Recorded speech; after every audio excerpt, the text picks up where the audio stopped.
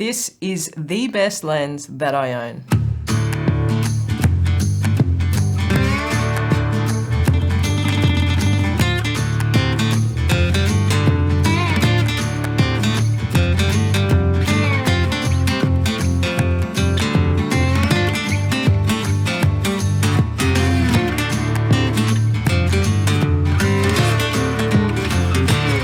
So I hope you guys enjoyed that little B-roll sequence. That was all shot on this lens. Now that just goes to show that this little lens is really unique and you can get some amazing shots with it. Now the dolly zoom might be a little bit outdated and a little bit gimmicky, but I think it's actually quite a really cool shot. And it could be coming back with a lens like this. But one of the main reasons why I do love this lens is the zoom rocker.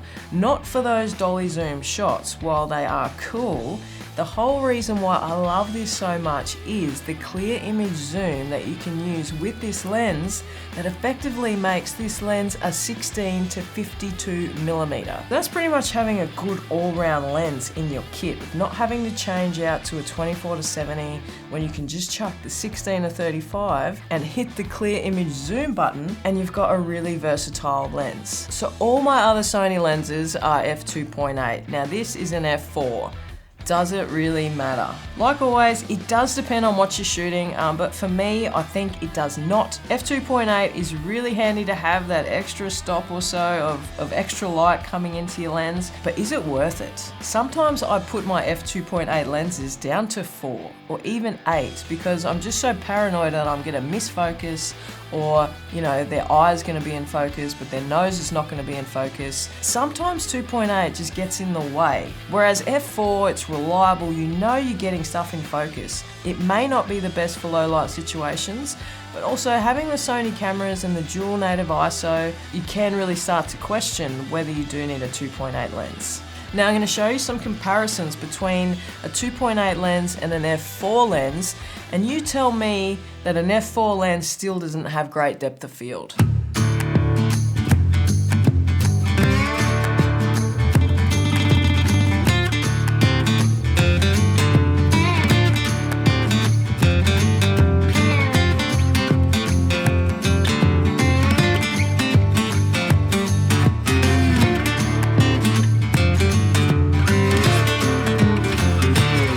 Now this is just to show you guys what f4 looks like. You can still get that great depth of field with an f4 lens, you just need to keep an open mind. Another great thing about having an f4 lens is the price of them, so they're much cheaper than the 2.8. They are also generally significantly lighter in weight and size. Now in most filmmaking situations you are using lights. You're using lights to light up your scene, light up your subject. So all you need to do is up the intensity of your lights to be able to use your f4 lens in pretty much any situation. While 2.8 lenses are super popular and they're kind of the be-all and end-all and the lenses that we look up to as the holy grail, you do not need a 2.8 lens to make great videos. Like always, it's your composition, it's your story, it's your lighting. It is not the 2.8 lens. Sometimes they can look really cool, but can you tell the difference between these two shots and tell me which one is shot on the 2.8 and which one is shot on the 4?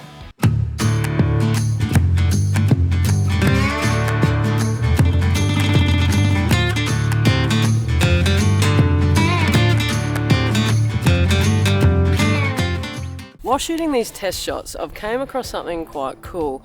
Obviously, when you zoom in on a camera, you kind of compress the background a little bit more.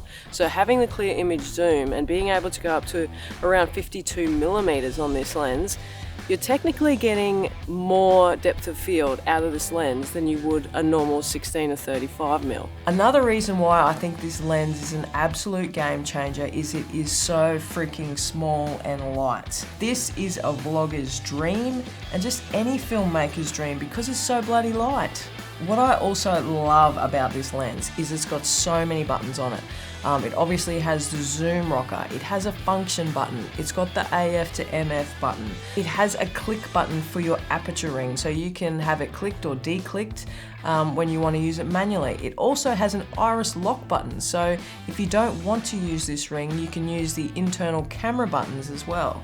So a few specs on this lens. Now, like I said before, it's very small and very light, weighing at only 350 grams. It has so many function buttons on the lens itself. It has a physical aperture ring, which can be used in clicked or declicked with a dedicated button.